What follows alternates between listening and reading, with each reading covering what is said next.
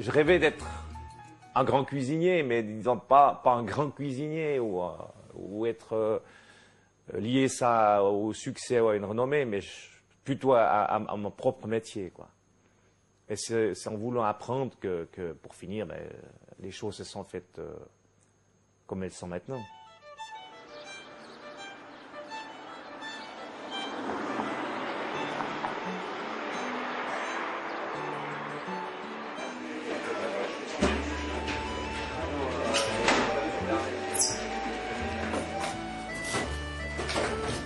Des gestes sûrs et précis. Hein?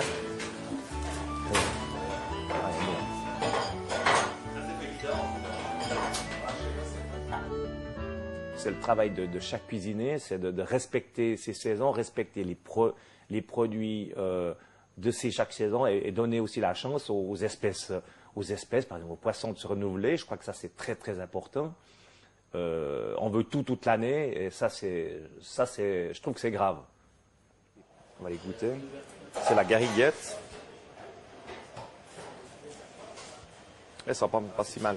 Ouais, c'est les premières. Ah, Marty. Ouais. T'as oublié de sucrer des fraises? Les dernières truffes. Dernier arrivage.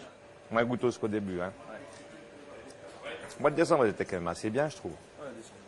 Mais là, ça va encore. Ouais.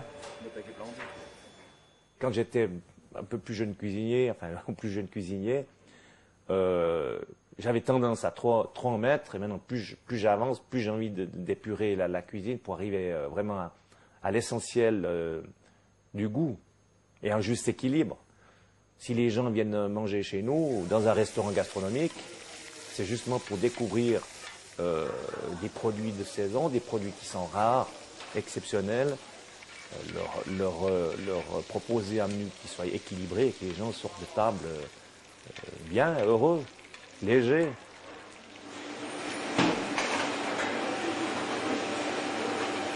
Un quart d'heure.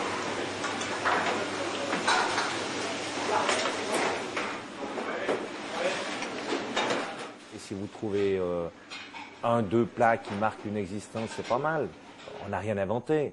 On améliore, on essaie d'épurer, on essaie de trouver des nouveaux mariages. Mais disons, la conception d'un plat depuis le début, en partant de zéro, il y a tout le temps, à quelque part, une base qui existe. Mes parents avaient un bistrot de campagne. À l'époque, c'était à Romans, donc dans les années 64. J'avais cet éplucheur qui marchait vraiment très très bien, qui me permettait d'avancer plus vite. Et comme ça, je gagnais quelques minutes pour aller jouer avec mes copains. Et cet éplucheur, je dois dire qu'il m'a suivi. C'est un petit objet sentimental, mais qui marche toujours très très bien, je dois dire. 6 sarrabos, 6 salade-candice, 6 crêpes brises, 6 lottes, 6 camarones, 3 lagnons, 3 pieds de cochon, dernier bon.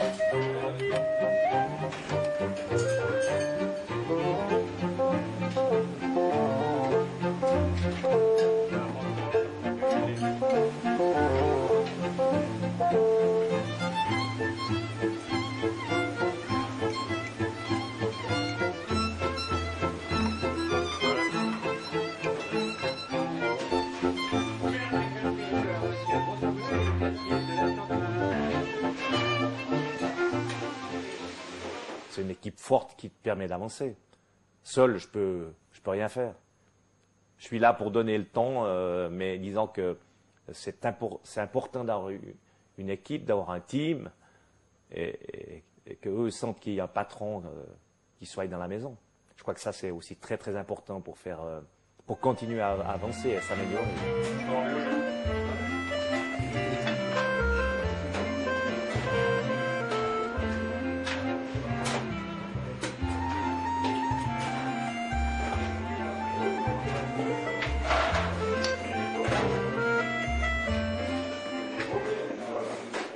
Il y a quelque chose qui compte énormément au fond de moi, c'est qu'un jour cette maison continue.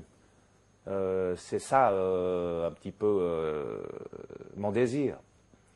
Qu'un jour l'histoire continue dans cet hôtel de ville, que bien sûr mon prédécesseur, M. Frédéric Girardet, qui a fait cette renommée mondiale de ce restaurant, j'essaie de continuer un petit bout, j'ai fait un petit passage et si je peux passer le témoin à une autre personne, ça sera mon succès. Et que ça continue surtout.